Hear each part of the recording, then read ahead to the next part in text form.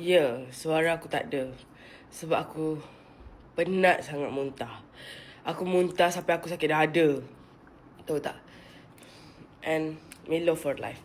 Aku sejak pregnant, aku suka minum Milo Kenapa Padahal sebelum ni aku tak suka. Faham tak? Kau tengok muka aku ni. Sejak aku pregnant, kering gila. Aku rasa baby girl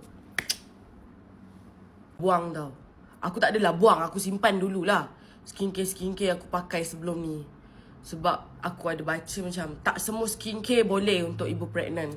So aku sebagai ibu yang baik untuk menjaga kesihatan baby aku, aku simpan.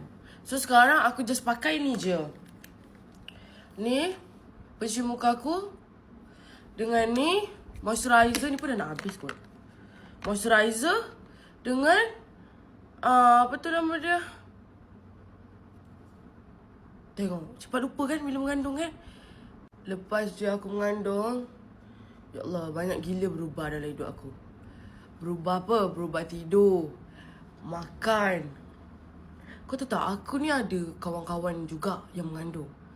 Tapi diorang tak ada pula teruk macam aku tahu tak?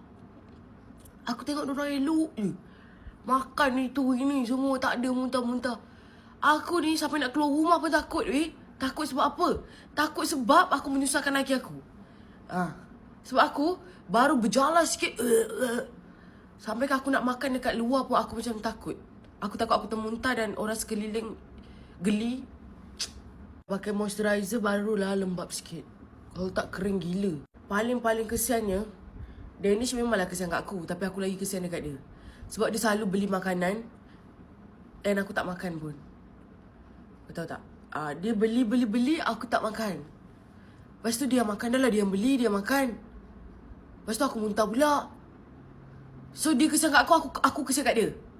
Hiduplah sikit muka daripada tadi, ya Allah hai. Tapi tak apalah enjoy je lah moment ni. Sebab nanti aku akan rindu juga. Alhamdulillah, ya Allah bagi aku rasa semua ni kan. Tapi tak apa. Ini adalah pengorbanan seorang ibu. Ayuh.